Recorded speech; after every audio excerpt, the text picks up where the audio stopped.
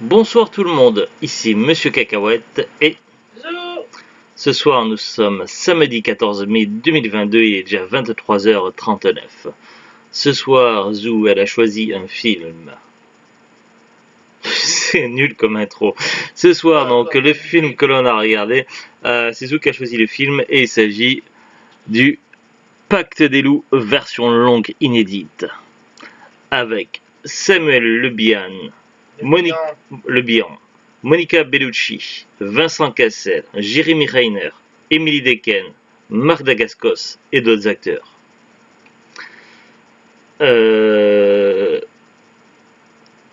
Édition simple mais version longue inédite. Il précise en bas édition simple.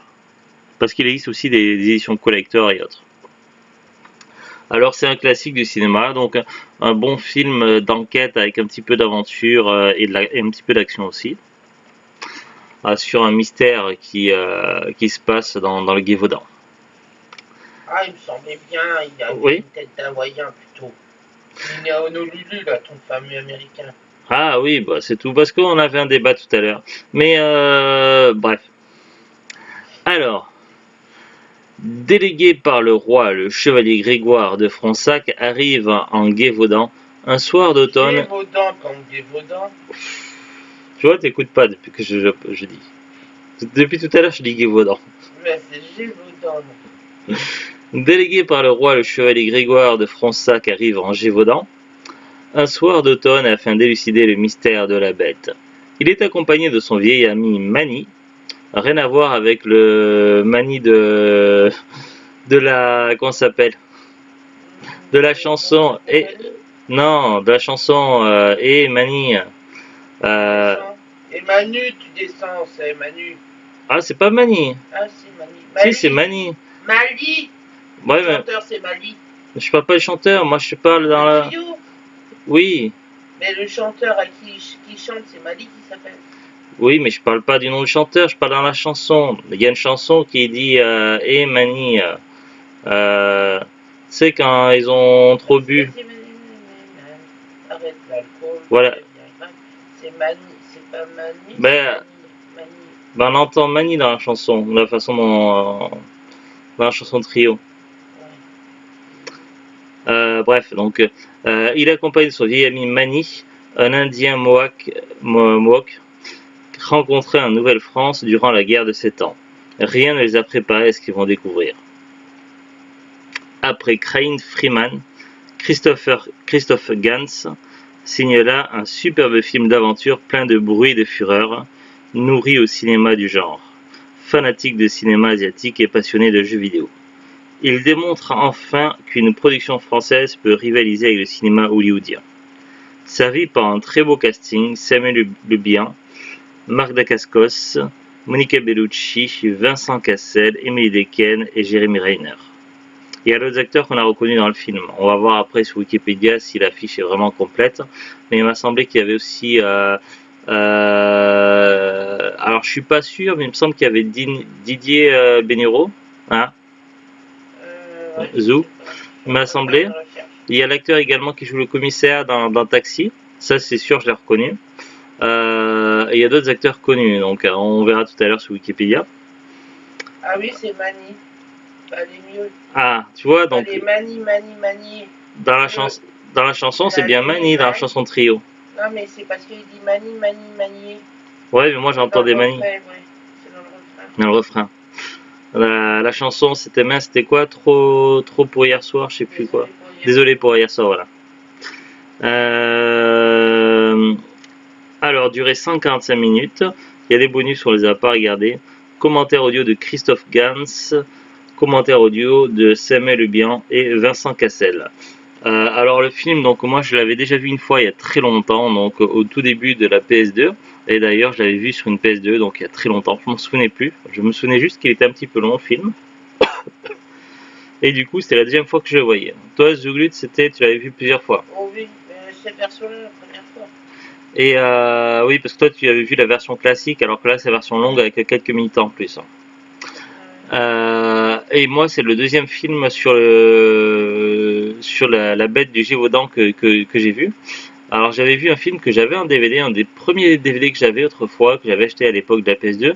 Je ne l'ai plus malheureusement, mais je me souviens plus des détails, mais c'était un film d'horreur français, je crois que ça s'appelait Promenons-nous dans les bois, et ça se passait dans le Gévaudan aussi, et je sais plus si c'était avec la bête aussi ou pas. Il faudra un jour que j'essaie de retrouver le DVD, peut-être dans un cache ou quoi, ou en brocante. Et d'ailleurs, il n'est pas courant le film Promenons-nous dans les bois, je pense qu'il est devenu rare. Alors, au niveau de l'histoire, donc, comment résumer un petit peu le film sans trop spoiler?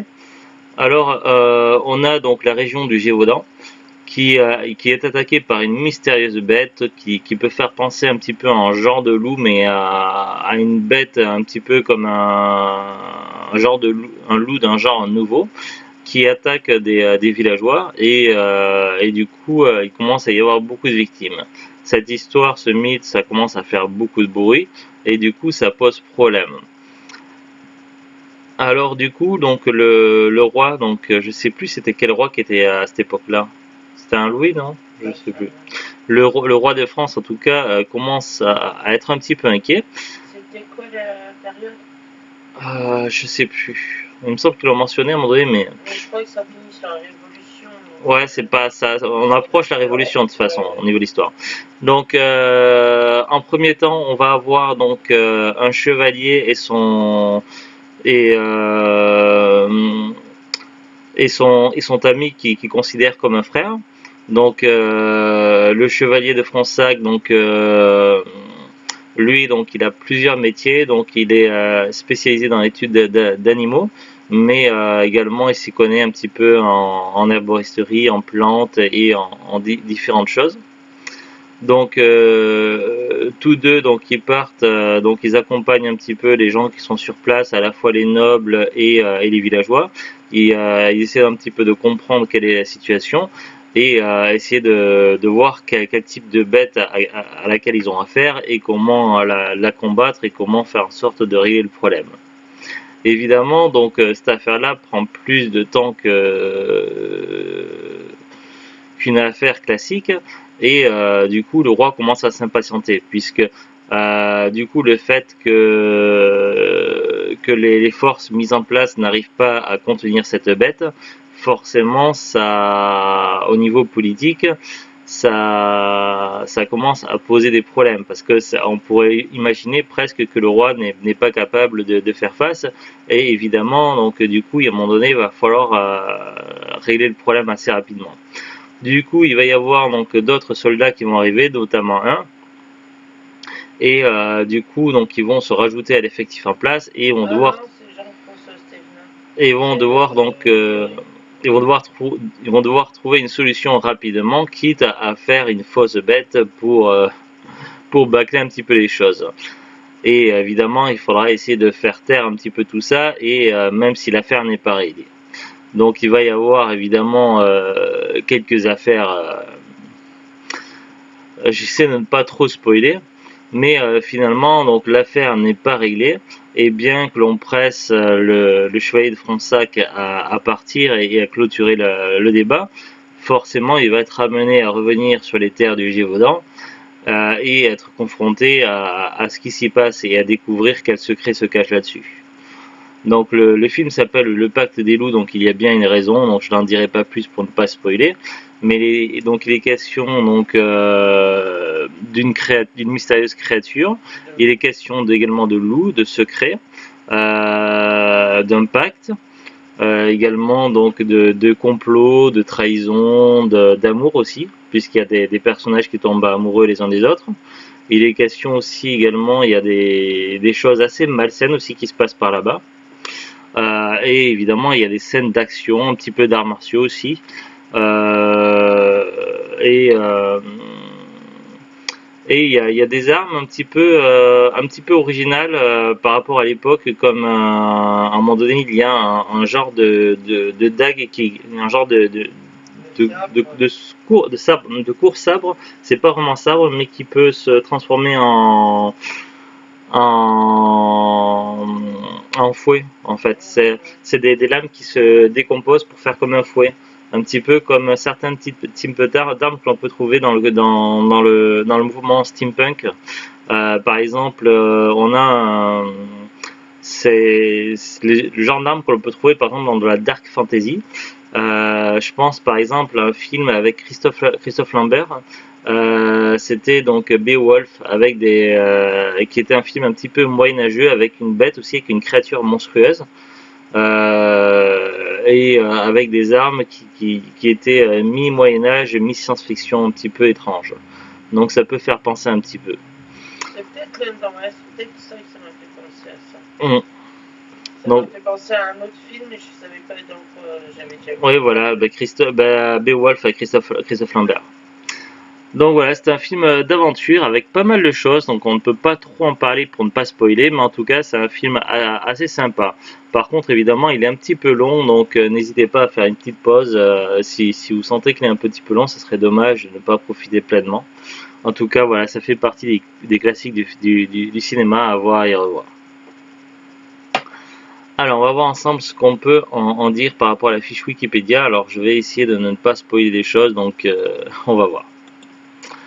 Le Pacte des loups est un film d'aventure français coécrit et réalisé par Christophe Gans, sorti en 2001. Ce long métrage s'inspire librement de l'histoire de la bête du Gévaudan, qui fait de nombreuses victimes entre 1764 et 1767, présenté comme le résultat d'un complot ourdi par des ennemis des Lumières. Le Pacte des loups est l'un des plus grands succès du cinéma français dans le monde, malgré les critiques lui reprochant un manque de rigueur historique. En France, il est réuni 5 98 283 spectateurs en salle. Il est considéré comme un film culte aux États-Unis. La fiche Wikipédia est très très longue, donc je pense que il y a plein de choses que je ne pourrais pas en dire parce que ça serait beaucoup trop long. La présentation générale, donc ça explique un petit peu le film et les synopsis détaillés qui spoilent tout, donc on va zapper. Alors le titre français, Le Pacte des loups, titre international, Brotherhood of the Wolf. Réalisateur Christophe Gans. Scénario Stéphane Cabel, adapté par Stéphane Cabel et Christophe Gans. Budget 32 millions 10 000 dollars. Langue originale français, allemand, italien. Durée, alors la version cinéma durait 142 minutes et la version longue Director's Cut 152 minutes. Et nous sur la boîte c'était marqué 145 minutes. Donc on n'a pas la version la plus longue possible. Donc il doit exister une version encore plus longue apparemment. Puisqu'ils disent que d'après Wikipédia qu'il existe une Director's Cut de 152 minutes. T'as entendu Zou? De quoi? T'écoutais pas? Une Director's Cut de 152 minutes? Ouais. Ils disent d'après Wikipédia que la version cinéma durait 142 minutes et la version longue Director's Cut 152. Bah, si c'est la version longue qu'on a là. Parce que je te dis, au ciné, il y a des. Mais il y a parfois plusieurs versions longues qui existent. Et là, c'est 142 et là tu dis qu'elle fait 145 sur celle-ci. 145 la nôtre, donc non, nous on n'a pas la Director's Cut parce que il peut y avoir des versions longues, allongées, et après des versions Director's Cut. Il y a eu des films qui ont eu plusieurs sorties en format. Donc, mais peut-être que la Director's Cut elle existe qu'en Blu-ray ou un truc comme ça, ou sur les rééditions, parce que je crois que ça a été réédité par ESC ou un truc comme ça, il me semble. Donc en tout cas nous c'est bien marqué 145 minutes, donc en sachant que la version cinéma c'est 142, tu rajoutes 3 minutes avec le générique, c'est ça hein. Donc on n'a pas la version encore Director's Cut. Parce que moi je te dis c'est surtout la dernière scène sur le bateau. Bah ça se peut que tu t'en aies pas souvenu ou que tu... Elle n'existe pas normalement. Bah je sais pas. Mais apparemment parce que... il y a quand même 10 minutes... C'est pour ça qu'elle dure que 3 minutes de plus. Parce que la version Director's Cut dure quand même 10 minutes de plus. Et c'est énorme. Donc voilà, il faudrait qu'on essaie de trouver la version Director's Cut. Parce que c'est pas précisé Director's Cut sur le boîtier. Casting. Alors il y a du monde au casting. Samuel Bian, Vincent Cassel, Émilie Dequesne, Monica Bellucci, Jérémy Reiner, Marc Dacascos, Jean-Yann. Jean-Yann, on l'avait reconnu. Jean-François Stevener. C'était celui qu'on a cru pour Sardis. Le curé. J'ai joué le père Sardis, ouais, qui faisait penser un petit peu à Beniro. Mais en fait, maintenant que je sais que c'est lui, se ressemble déjà à la base des deux acteurs pour moi. Jacques Perrin, Il y en a un qui est mort sur les deux. Edith Scobb, Johan Leisen, Bernard Farcy, Hans Meyer, Virginie Darmon, Philippe Naon. Alors je regarde parce qu'il y a des noms d'acteurs qui sont écrits en bleu, d'autres en noir, donc du coup je reste, je n'ai pas oublié. C'est Souvent sont des fiches ou pas, ouais. Mais du coup, c'est pour ça que pour essayer de pas en oublier.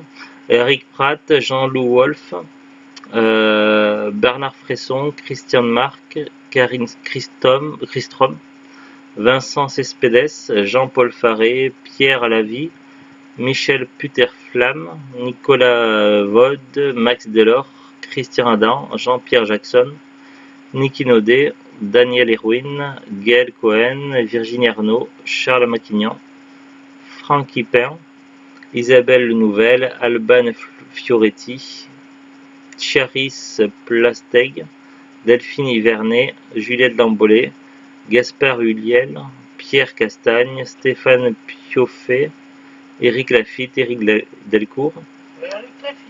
Ouais, il joue un villageois. André Penverne, Christelle Droy,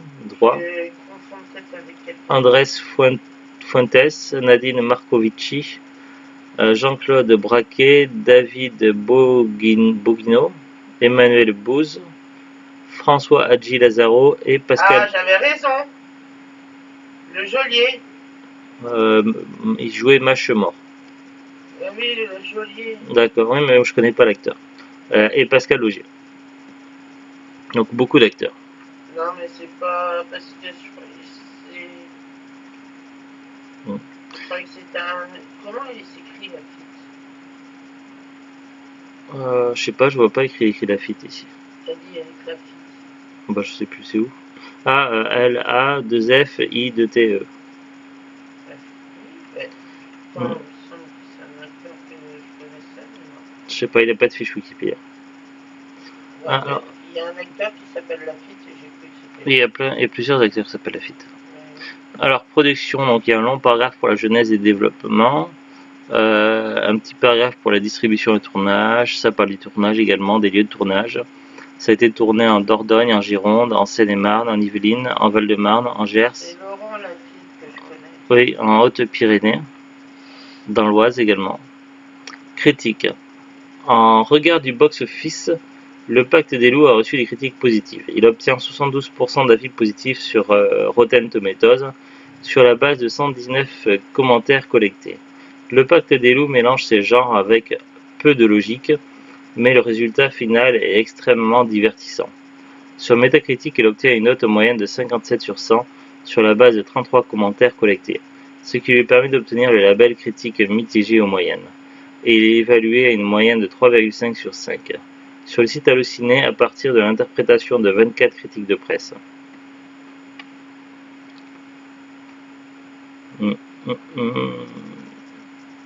Entre 2001 et 2009, le Pacte des loups était sélectionné 26 fois dans diverses catégories et a remporté 4 récompenses. Alors il y a des anachronismes. Le Pacte des loups présente des anachronismes avec les mœurs et coutumes de l'époque, notamment lors des nombreuses scènes de combat présentant des Français du XVIIIe siècle pratiquant les arts martiaux ou utilisant des armes exotiques.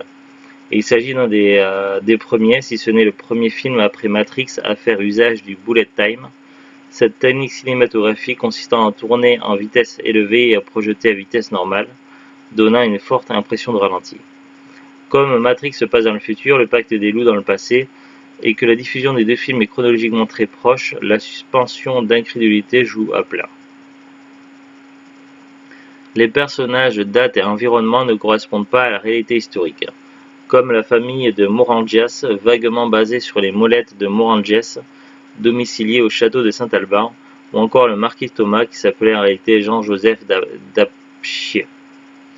Le porte-arquebus du roi, François-Antoine de son nom et nom de Beauterne, n'a pas tué la première bête en 1766, mais un an avant, en 1765. Autre anachronisme ou clin d'œil, on voit dans la scène introduisant les nobles locaux un clavecin portant une mention à Claude Mercier-Itier. Ce facteur de clavecin français a bien existé, mais au XXe siècle.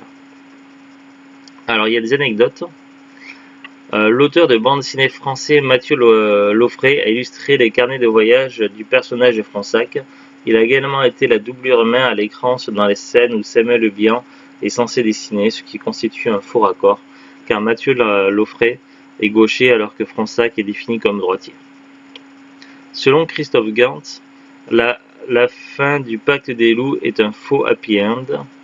Le dernier plan qui montre le navire Frère Loup s'enfonçant dans la nuit révèle en réalité que le chevalier de Fronsac part seul pour son expédition africaine, laissant derrière lui... Après, je peux pas dire, sinon ça spoil. Le film est... Donc on a bien une autre version. Hein. Nous, on n'a pas cette version-là. De la fin. Le film est cité comme l'une des sources d'inspiration du jeu vidéo Bloodborne par son créateur Hidetaka Miyazaki, notamment l'une des tenues de Grégoire de Fronsac et de Mani. Tricorne couvre-bouche, manteau de type Dustercoat ou cache-poussière, très similaire à celle portée par le protagoniste chasseur d'atrocités sur les artworks officiels du jeu de Bloodborne. DVD. Fanatique du support DVD, Christophe Gans est particulièrement impliqué dans la création du coffret Ultimate Edition de son film qui comprend de nombreux bonus soignés répartis sur 4 disques, comme un livret 40 pages de making-of de 80 à 90 minutes, près de 40 minutes de scènes coupées, un interview de Michel Louis, une galerie de 670 dessins préparatoires et affiches, le scénario original noté de Stéphane Cabel, les commentaires des acteurs et du réalisateur pendant la lecture du film, des bandes annonces et un reportage sur la conception technique du DVD. Le 4e disque comporte le téléfilm La Bête du Gévaudan de 1967, produit par Michel Soubiela, dans le cadre de l'émission Le Tribunal de l'Impossible. Voilà, pour les infos. Alors le DVD, donc nous on l'avait acheté d'occasion sur Facebook, on l'avait payé dans les 1 euro. Là j'ai regardé sur Amazon, donc il est toujours expédié, vendu par Amazon. Donc là par exemple il est à 7,93 €. C'est un prix assez correct. Après il existe plein d'éditions différentes et différents types de coffrets. Alors c'est un peu difficile de s'y retrouver, en sachant qu'il existerait apparemment une version Director's Cut encore plus longue que la version longue. Donc là encore je sais même pas c'est dans quelle édition, donc voilà. Je sais pas trop quels sont les prix moyens pour le DVD. Je sais que sur le marché d'occasion on doit pouvoir le trouver facilement entre 1 et 5 €. Mais après il y a plusieurs éditions, je ne sais pas laquelle est la plus intéressante. Après il y a également les autres sous support comme tout ce qui est Blu-ray et autres. Donc à voir en tout cas. En tout cas c'est un film à voir au moins une fois et un classique du cinéma. Il s'agissait du Pacte des loups. Voilà, voilà. Autre chose à rajouter, Zoulout? Non. Sur ce, donc, on vous dit à très bientôt. Une bonne continuation de week-end et au revoir. Au revoir.